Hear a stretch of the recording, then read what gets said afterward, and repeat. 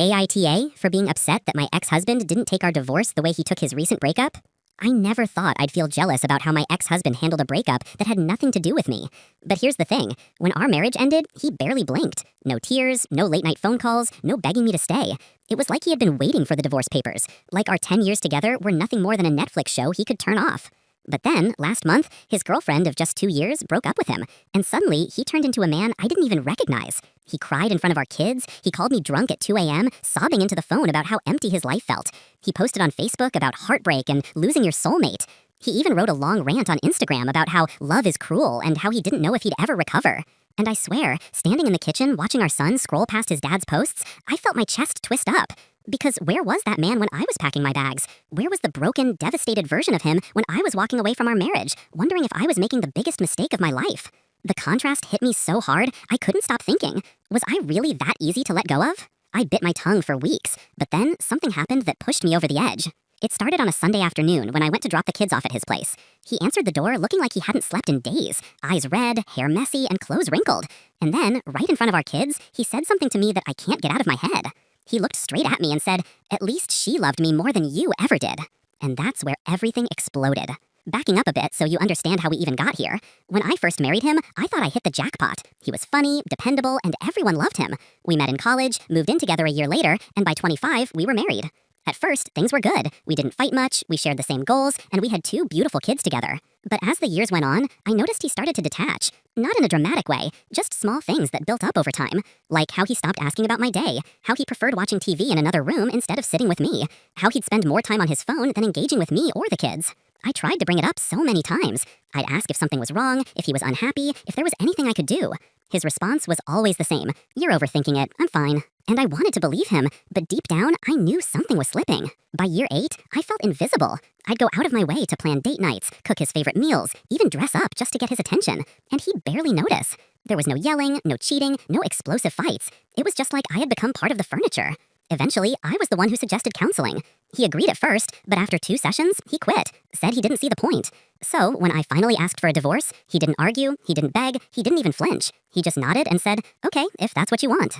I remember walking out of that room stunned. I half expected him to run after me, to at least try, but he never did. Fast forward 3 years, and now he's a broken mess over his girlfriend leaving him. The girlfriend, let's call her Sophie, came into the picture about a year after we split. She was younger than me, prettier in that Instagram filtered way, and honestly, I didn't care much. I thought, good for him, maybe he'll finally give someone the attention he never gave me. And for a while, he seemed happy. He even posted pictures of them together, smiling, traveling, doing all the coupley things he never wanted to do with me. I swallowed my pride, ignored the sting, and moved on with my own life. But when she left him, he crumbled. He became this sad, desperate version of him I had never seen before. The kind of man who mourned publicly, who wore his heartbreak on his sleeve. And every part of me wanted to scream. Where was all of this from me? That's what led to the Sunday I mentioned earlier. The kids and I drove to his place, and he came to the door looking like he hadn't eaten or slept. The kids ran inside while I stayed by the door, and that's when he dropped that cruel line. "At least she loved me more than you ever did." I froze. My hands literally shook. I couldn't tell if he meant it to hurt me, or if he was just so far gone in his own misery that he didn't care how it landed. But the worst part? My daughter overheard him. She came back to the door holding her stuffed bunny and asked me, "Mommy, why did Daddy say that?" And that's where I lost it. The second those words left his mouth, I felt my face heat up like fire. My daughter's wide eyes were staring at me, waiting for me to explain something I couldn't even begin to understand. My throat closed up, but before I could say anything, I snapped. I turned to him and hissed, "Don't you ever say something like that in front of our kids again." My voice cracked, not just from anger, but from years of swallowing all the things I never said.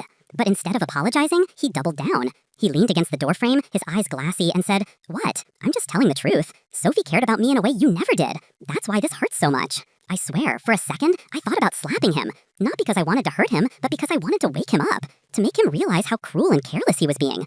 But instead, I just grabbed my daughter's hand and walked her back to the car. My son followed behind, confused and quiet. The drive home was torture. My daughter sat in the back, clutching her stuffed bunny, while my son kept stealing glances at me in the rearview mirror. Nobody spoke for the first 15 minutes, until my son finally asked, "Mom, do you think Dad means it?" And that question broke me. I pulled over to the side of the road, my hands shaking on the steering wheel.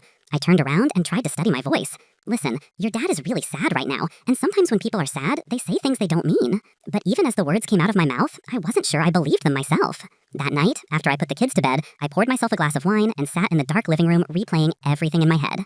I felt humiliated, angry, and honestly, rejected all over again. Not because I wanted him back, God no, but because I couldn't stop asking myself, why wasn't I worth that kind of heartbreak? Why did he let me go so easily, but lose his mind over a woman he'd only known for a fraction of the time? I tried venting to my best friend, Jenna. I called her up and told her everything, his breakdown, his cruel words, my daughter overhearing it. She didn't hesitate to side with me.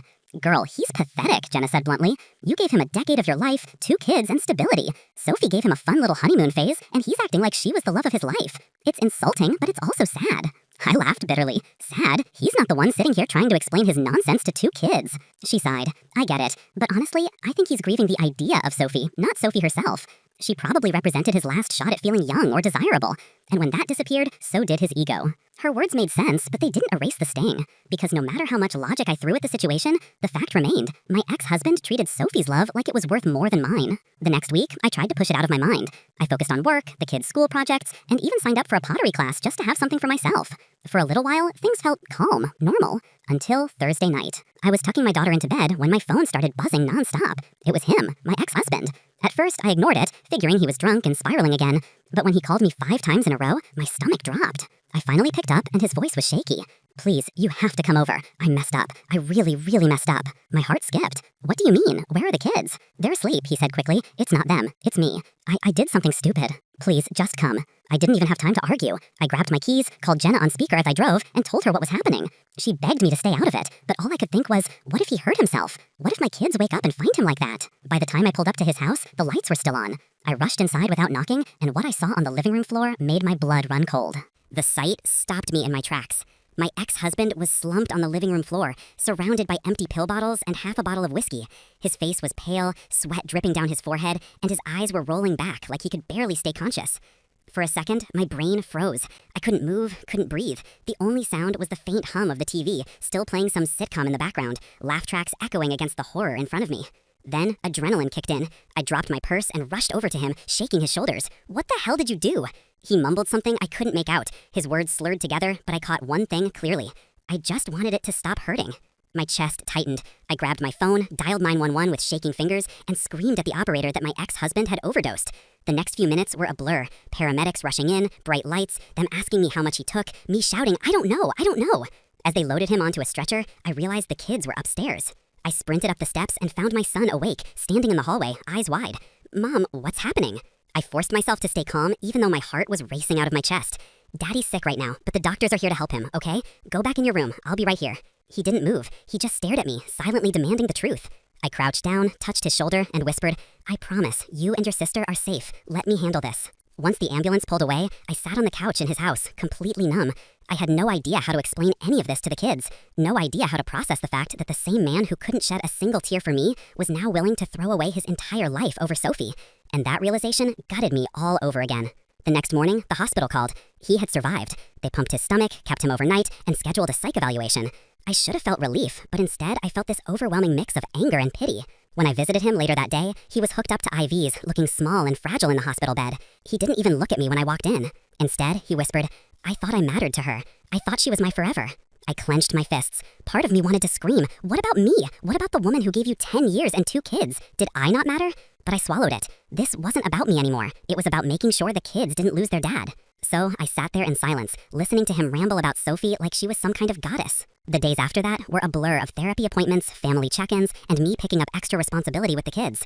Things finally started to settle into a calmer rhythm, though my resentment toward him grew heavier with each passing day. One night, while making dinner, my son dropped a bomb I didn't see coming. He was sitting at the counter doing his homework when he asked, Mom, do you think Dad tried to die because of you?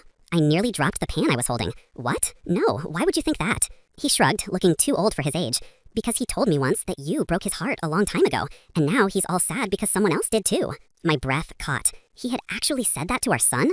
I managed to keep my voice steady. Sweetheart, what your dad did has nothing to do with me. He's sad about things in his own life, but that doesn't mean it's anyone's fault, and it's never your job or mine to fix that. He nodded slowly, but I could tell the damage was done. My ex had planted seeds in our kids' minds, dragging me into his misery. And just when I thought things couldn't get any worse, I got a phone call 2 weeks later that changed everything. It wasn't from the hospital, it wasn't from my ex. It was from Sophie. She said she needed to talk to me, urgently. When I saw Sophie's name pop up on my phone, my first instinct was to ignore it. What could she possibly want from me? She was the reason my ex-husband had fallen apart, the ghost haunting every tear he cried, every cruel word he threw at me. But something in her tone when she left that voicemail, shaky, urgent, almost panicked, made me call her back. She answered on the first ring. Hi, I know this is weird, but we need to talk. Can we meet in person? I hesitated. Every cell in my body screamed no, but curiosity gnawed at me, and against my better judgment, I agreed to meet her at a small coffee shop the next day. When she walked in, I almost didn't recognize her. The Instagram perfect Sophie I remembered, the one with the glossy hair, the big smile, the curated outfits, was gone. She looked tired, thin, and her eyes darted around the cafe like she was scared someone was following her. She slid into the seat across from me, fiddling with her sleeve. For a minute, neither of us spoke. Then she blurted out, I didn't leave him because I stopped loving him. I left because I was scared. That sentence hung in the air like smoke. Scared of what? I finally asked. She swallowed hard. Of him. My stomach dropped. Sophie leaned in closer, her voice barely above a whisper. He was intense. At first, it felt flattering. He'd say I was the most important person in his life, that he'd never loved anyone like me before. But then it turned into obsession. He'd track where I went, get angry if I didn't answer his calls right away, show up at my work unannounced. Once, he even threatened to hurt himself if I ever left him. So when I finally broke up with him, I wasn't just walking away. I was trying to save myself. I stared at her, speechless. My ex-husband, the same man who treated me like wallpaper, who barely reacted when I walked out of our marriage, had turned into someone controlling and dangerous with her? She must have seen the disbelief on my face, because she shook her head. I know how it sounds, but you didn't see the things he said to me late at night. The way he'd bang on my door if I didn't let him in. I loved him, but I couldn't keep living like that. And now that he tried to, she trailed off, eyes glassy. I feel guilty, but I also feel relieved. Do you understand? I didn't know how to answer. Part of me wanted to dismiss her, to defend the man I had known for over a decade. But another part of me, the part that still carried bruises from his emotional neglect, wondered if maybe she was telling the truth. After that meeting, I couldn't stop thinking about her words. I went home, poured myself a glass of wine, and replayed every memory of my marriage. Was it possible that he never loved me enough to even get obsessive? That he gave Sophie an intensity he never gave me, not because he loved her more, but because he had changed into someone darker? It was a sickening thought. Over the next week, I tried to focus on normal life again. The kids had school projects, I had work deadlines, and I even started laughing more with Jenna, who insisted I come out for a girls' night to distract myself. For a little while, things felt lighter. But then, the hospital called. He was being discharged, and the doctors strongly suggested he stay with family or someone who could monitor him for a while. His parents lived out of state, his siblings were estranged, and guess who they called? Me. The words of the nurse still ring in my ears. Given the situation, you're the most stable person in his life. I laughed bitterly when she said that. Stable? Sure. But also the one he had humiliated in front of our kids, the one he had indirectly blamed for his spiral. Still, I knew the kids would be devastated if I said no. Against my gut, I agreed to let him stay at my house for a few days while he got back on his feet. The first night, everything was civil. He was quiet, withdrawn, barely touched his food. I thought maybe it would be manageable. But on the second night, after the kids went to bed, he cornered me in the kitchen. His eyes were dark, intense, and his voice low. You know, he said, gripping the edge of the counter, Sophie was wrong to leave me, and you were wrong to leave me too. But this time, I'm not letting anyone walk away. My blood went cold. The second those words left his mouth, I'm not letting anyone walk away. Every instinct in my body screamed danger. I froze, my back pressed against the fridge, my mind racing. His eyes weren't the sad, broken eyes of a man still mourning Sophie. They were sharp, wild, and full of something I had never seen before in him. Don't do this, I said slowly, keeping my voice calm, even though my heart was slamming against my chest. The kids are upstairs. They can hear us. He shook his head, stepping closer. You don't get it, do you? I gave everything to her, to you, and all either of you ever did was leave. I'm done being abandoned. My hands trembled as I reached behind me, gripping the counter for balance. I thought about Sophie's words, about the obsession, the threats, the banging on her door. I hadn't wanted to believe her. But standing there in my own kitchen, I finally saw the man she had been describing. And he wasn't just broken, he was dangerous. When he stepped closer, I blurted out, Stop, if you come any nearer, I'll scream. For a second, I thought the threat would snap him back to reality. Instead, he smirked. You think anyone would believe you after everything I've been through? You'll just look like the bitter ex-wife who can't stand seeing me in pain. That's when my daughter's little voice floated from the staircase. Mommy?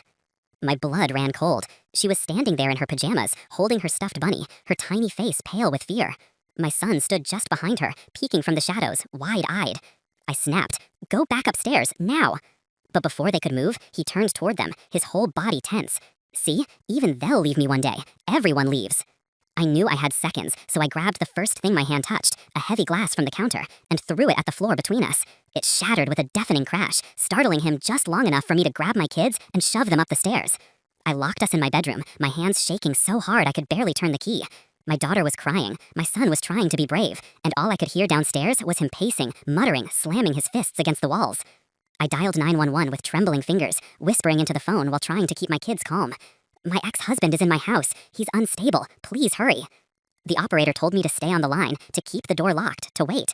But the minutes felt like hours. I could hear him coming up the stairs, his footsteps heavy, his breathing ragged. He tried the bedroom door once, twice, then started pounding on it. "Open the door," he shouted. "We need to talk. You can't shut me out again." My daughter buried her face in my chest, sobbing. My son whispered, "Mom, the police will come, right? They'll come?" And then, silence. The pounding stopped. The footsteps retreated down the stairs. For a moment, I thought maybe he had given up. But then, I heard the front door slam open, followed by the distant wail of sirens approaching. The police stormed in seconds later, shouting his name, telling him to get on the ground. I didn't dare unlock the door until an officer's voice called up the stairs. "Ma'am, it's safe now. We've got him." When I opened the door, my knees gave out. The kids clung to me as we stepped into the hallway, the sound of handcuffs clicking downstairs echoing through the house. That night, as I sat on the bed with my kids asleep beside me, I couldn't shake the feeling that my life had just split into two parts, before the kitchen and after. And even though he was gone, one thought kept looping in my mind like a broken record. What if this isn't over? 2 weeks later, I was finally starting to breathe again. The kids were settling back into routine. I had changed the locks on the house, and I even bought a security system. He was in a psychiatric facility under court order, and I told myself it was over. Then, one morning, I went out to grab the paper from the porch. The yard was quiet, the street empty. But when I bent down, my stomach turned ice. Tucked between the folds of the newspaper was a photo. A photo of me and the kids, taken from outside the house at night. On the back, written in his handwriting, were 5 words. "I told you, no one leaves."